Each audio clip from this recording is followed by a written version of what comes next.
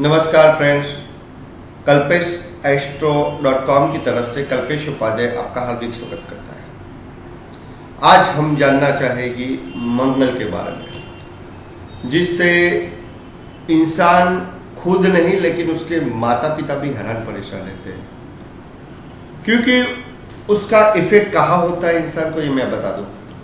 प्रथम कहाँ इसका इफेक्ट होता है कि जब बेटा और बेटी की शादी की बात आती है और कहीं कुंडली बताने की या तो कहीं फंक्शन में बात चलती है कि मेरी बेटी का एज शादी का हो गया है, कोई लड़का हो तो बताना, तब माँ ये शब्द बोल देती है कि आपके ध्यान में कोई लड़का हो तो बताना, लेकिन वो मांगलिक होना चाहिए, मंगल उसकी कुंडली में होना चाहिए, क्योंकि मेरी बेटी की पत्रिका में मंगल दोष है। चलो ये मान लिया कि माँ बोलना भूल गई, तो सामने वाले जिसको पूछा है वो बताएंगे कि आपकी बेटे की कुंडली के अंदर मंगल है।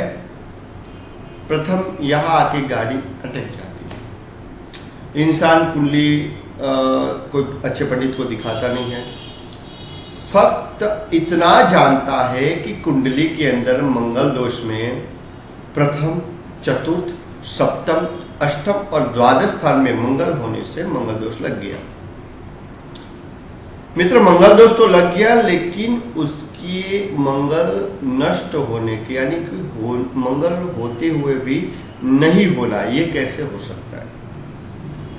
तो मैं आपको यही बात बताना चाहूंगा कि आपको मंगल जब स्वगृह यानी अपने घर का होता है, मंगल कभी जब उच्च का होता है, मकर राशि में होता है, स्वगृह यानी मेष और वृश्चिक में, मंगल जब नीच अवस्था में होता है, मंगल जब मृत अवस्था में होता है, मंगल के साथ जब पाप ग्रह बैठ जाते हैं, ये सारी चीजें देखते तो मंगल दोष नष्ट हो जाता है।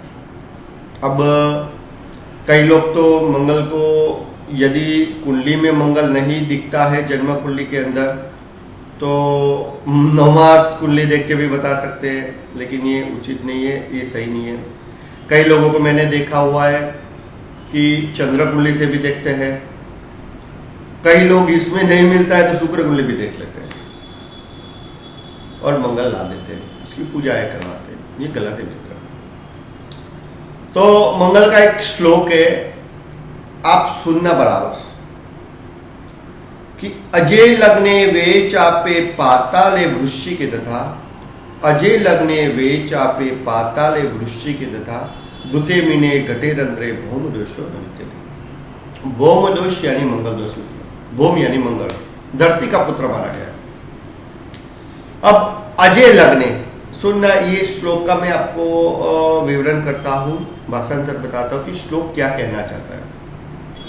अज यानी मेष राशि, जब इंसान की कुंडली में मेष राशि में लग्न में मंगल होता है तो दोषकारक नहीं होता है। पहले ही बता दिया मैंने कि स्वगृही होता है।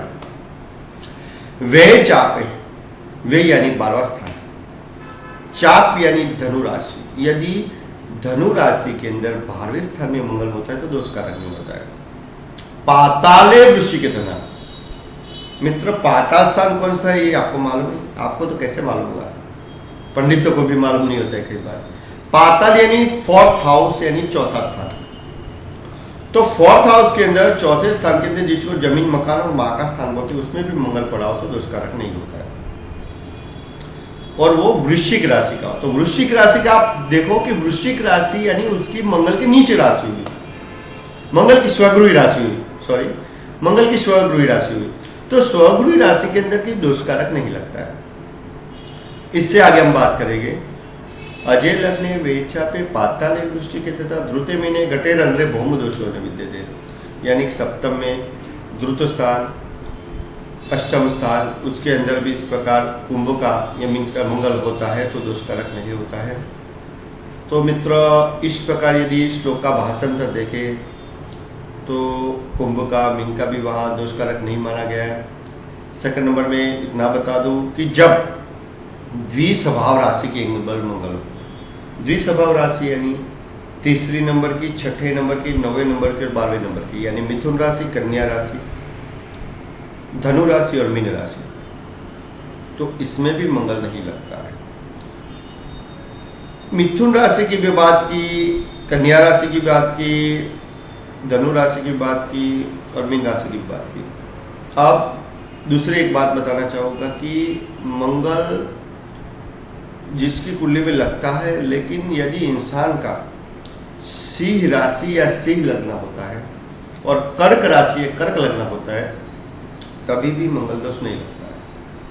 सुनना मित्र, क्योंकि कर्क लगना कुछ भी मैंने पहले ही बता दिया कि आप ऐसे सुन मत लो, उसके पीछे का रीजन क्या ये जानो। रीजन के बिना साइंटिफिक सॉल्यूशन अधूरा है। तो कर्क लग्न और वृश्चिक लग्न के अंदर ये मंगल योग कारक होता है। तो योग कारक कभी भी किसी भी प्रकार की तकलीफ नहीं देता है। अब आप बोलोगे कि ये मंगल तकलीफ नहीं देता तो इतना सारा प्रॉब्लम क्यों है? मित्र, मैं आपको इतना ही बताना चाहूँगा कि मंगल इंसान की कुंडली में लगता है तो वो दोष मैरिज में क्या इफेक्ट करता है, इतना ही मैं बताना चाहूँगा आपको। क्योंकि मैरिज स्थान को जब मंगल देखता है तो मंगल एक लड़ाई ग्रह है, मंगल एक पराक्रम का कारक, एक जुस्सा का कारक है, युवानी का कारक है। इसकी वजह से तो फौज के अंदर सारे अच्छे और उम्र में छोटी उम्र के युवानी वर्ग को ही फौज में लिया जाता है, उनका मंगल पावरफुल होता है। तो मैं आपको इतना ही बता दूं कि मंगल एक झगड़ालू ग्रह है। तो जब भी आपको सप्तम स्थान या सप्तमेश को जब इफेक्ट करता है, तब वो ओनली और ओनली आपके जीवन के अंदर खतरा यानी कि किसी भी प्रकार झगड़े करवाता है और कुछ नहीं करवाता। मित्रों, मंगल से इतना घबराओ मत। पहले तो आपकी कुंडली में परफेक्ट जानो कि मंगल है कि नहीं है। उसके बाद और माँ बाप से अभी भी मैं अनुरोध करूंगा कि आप आपके बेटे या बेटी की कुंडली में मंगल करके उसकी उम्र बीत जाती है और मंगल की एज जो 28 साल की होती है, उसके बाद उसकी शादी में बहुत सारी परेशानी आती है। तो ये जानो और आगे बढ़ो। कल्पेश एस्ट्रो की तरफ से कल्पेश उपाध्याय आज आपको इतना ही बताएगा। आगे हम बात करेंगे, तब तक के लिए कल्पेश भाई को इजाज़त दीजिए। श्री गणेशाय नमः। और आप मेरा कांटेक्ट कर सकते हो मित्र। तो आपको यदि कांटेक्ट करना है तो 8866650725 पे डायल करके आप मुझसे बात करते हो तो आपको सही गाइडेंस मिलेगा। श्री गणेशाय नमः मित्र, श्री गणेशाय नमः।